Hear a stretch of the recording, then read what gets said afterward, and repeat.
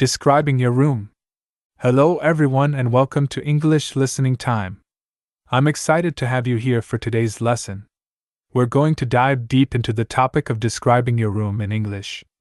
This is an excellent way to practice everyday vocabulary and improve your speaking skills.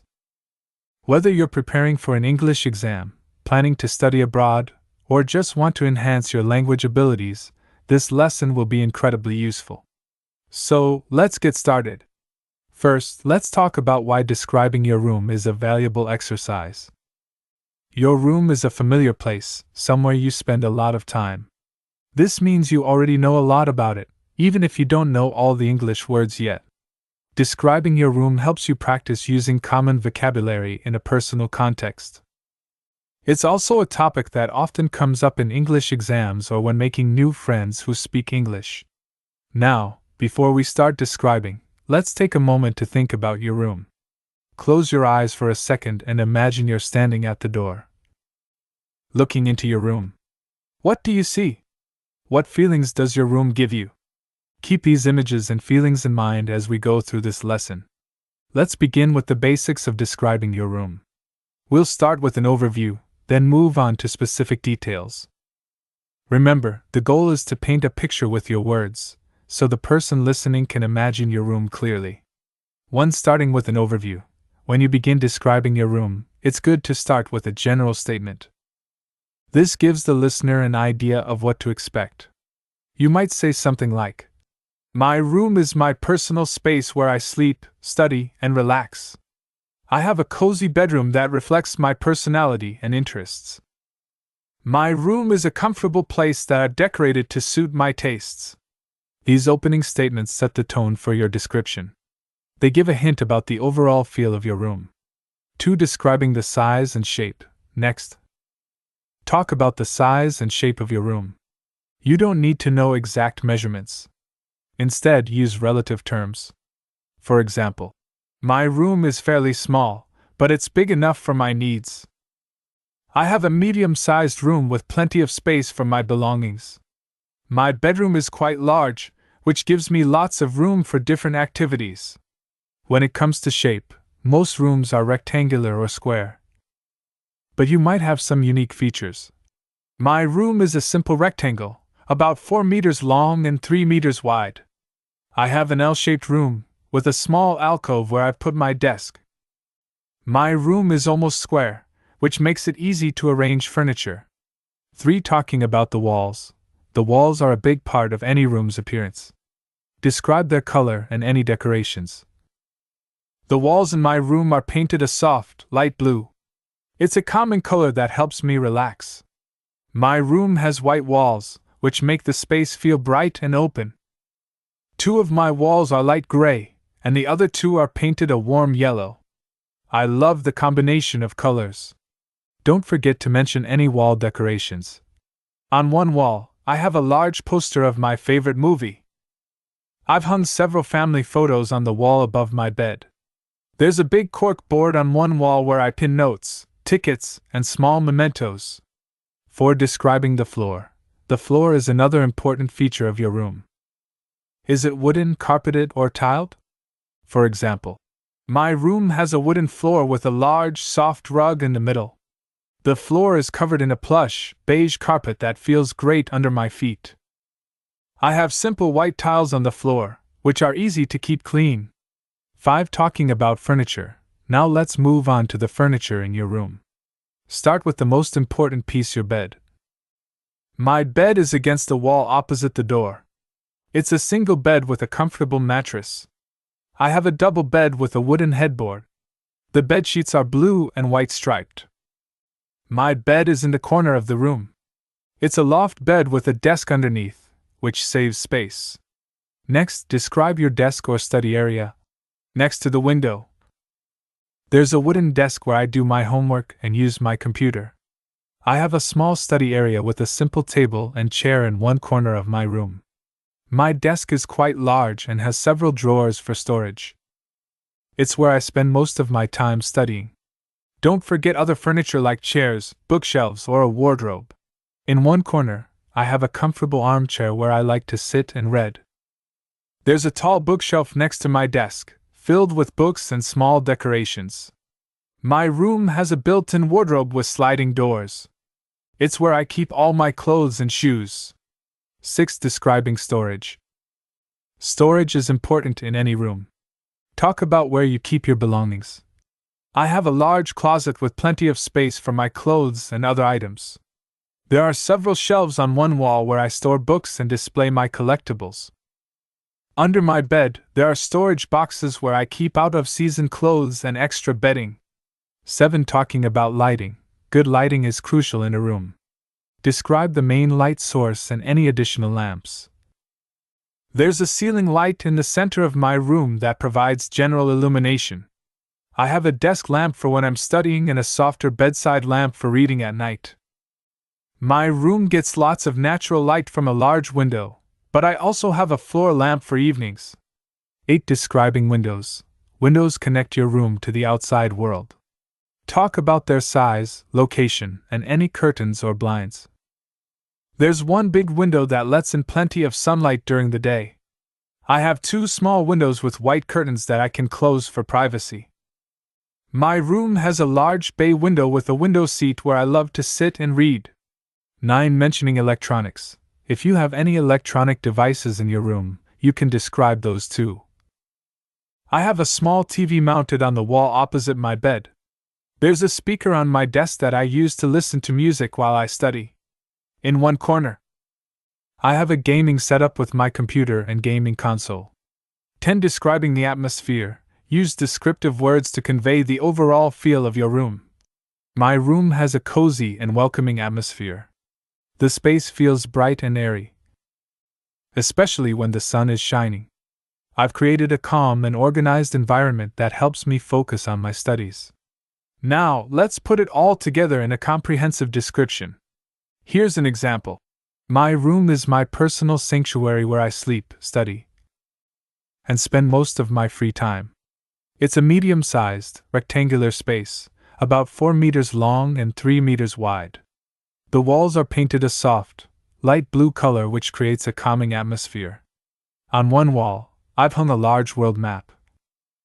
And on another, there's a cork board filled with photos of friends and family. The floor is wooden, but I have a plush, circular rug in the middle that adds warmth and comfort. My single bed is against the wall opposite the door. It has a comfortable mattress and is covered with a colorful patchwork quilt that my grandmother made. Next to the bed, there's a small nightstand with a lamp for reading.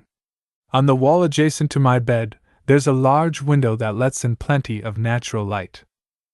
I have light blue curtains that match the wall color and can be drawn to darken the room when needed. Under the window, there's a wooden desk where I do my homework and use my computer. The desk has several drawers where I keep my school supplies. In one corner of the room, I have a tall bookshelf filled with my favorite books, some small plants, and a few framed photos. Next to the bookshelf, there's a comfortable bean-bag chair where I like to sit and read. Opposite the bookshelf, there's a large wardrobe where I keep all my clothes and shoes. It has mirrored doors which make the room feel larger and brighter. On top of the wardrobe, I store my suitcase and some boxes with seasonal items. The main light in my room is a ceiling fixture. But I also have a desk lamp for studying and a small bedside lamp for softer lighting in the evening. On my desk, I have a speaker for listening to music, and on the wall above my bed, I've mounted a small TV. Overall, my room has a cozy and personal feel. I've decorated it with things that reflect my interests and personality. There are posters of my favorite bands on one wall, and on my shelves, you can find small souvenirs from places I've visited. The color scheme of blue and white, with pops of color from my bedding and decorations, creates a calm but cheerful atmosphere. My room is more than just a place to sleep, it's where I can be myself, pursue my hobbies, and recharge after a busy day. It's organized in a way that helps me stay productive, with everything having its proper place. At the same time, it's comfortable enough for me to relax and unwind. I love spending time in my room, whether I'm studying, hanging out with friends, or just enjoying some quiet time alone. Now it's your turn to practice. Start by describing your room out loud to yourself. Don't worry if you can't remember all the English words, use the ones you know and make a note of any words you need to learn. Here are some tips to help you practice.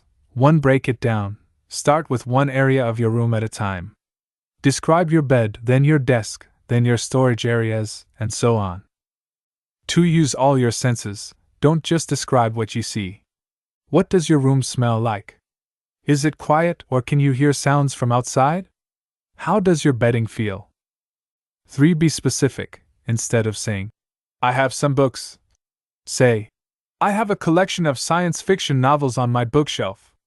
4. Use comparisons. If you're not sure how to describe something, compare it to something else.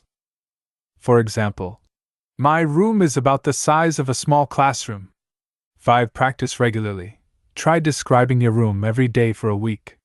Each time, try to add a new detail or use a new word. 6. Record yourself. Use your phone to record your description, then listen back. This can help you identify areas where you need to improve. 7. Describe to others, once you're comfortable. Try describing your room to a friend or family member. Ask them to imagine your room based on your description. Remember, the goal isn't to memorize a perfect description, but to be able to talk about your room naturally and comfortably in English. Here are some additional phrases you might find useful. In the center of my room. Hanging on the wall. Tucked away in the corner. Spread out on the floor. Built into the wall. Arranged neatly on the shelf. Scattered across my desk. Don't forget to use plenty of adjectives to make your description more vivid: cozy, spacious, cluttered. Organized. Bright, dim, shadowy, sunlit. Colorful, monochrome, vibrant, muted. Modern, traditional, eclectic, minimalist. Tidy, messy, spotless, lived in. As you practice, you'll find that describing your room becomes easier and more natural. You'll also notice that you're using a wide range of everyday English vocabulary, which will help you in many other situations. Remember, every room is unique, just like every person is unique. Your description should reflect not just what's in your room, but how you feel about your space. Do you feel relaxed in your room? Productive? Creative? Try to convey these feelings in your description. If you're struggling with certain words or phrases, don't hesitate to look them up or ask for help. Learning a language is a journey, and every new word you learn is a step forward. As we wrap up this lesson, let's review the main points. 1. Start with an overview of your room and its purpose. 2. Describe the size, shape, walls, and floor. 3. Talk about your furniture, starting with the bed and moving to other important pieces. 4. Mention storage solutions and how you organize your belongings. 5. Describe the lighting, both natural and artificial. 6. Talk about any windows and how they affect the room. 7. Mention any electronics or technology in your room. 8. Describe the overall atmosphere and how your room makes you feel. 9. Use specific details and descriptive language to paint a vivid picture. 10. Practice regularly, adding new details and vocabulary each time. Remember, the key to improving your English is consistent practice. Don't be afraid to make mistakes, they're a natural part of learning. The more you practice describing your room, the more comfortable you'll become with using English to describe your surroundings in general. Thank you for joining us for this extended lesson on English listening time. I hope you found it helpful and that you're feeling inspired to start describing your own room in English. Keep listening, keep speaking, and keep learning. Your English skills will improve with every effort you make. Before we go, here's a fun challenge for you. Try describing your dream room. It doesn't have to be realistic, let your imagination run wild. What would your perfect room look like? What special features would it have? This is a great way to practice using new vocabulary and to express your creativity in English. That's all for today's lesson. Remember, every time you practice, you're getting better at English. So keep up the good work. Goodbye for now. And happy learning!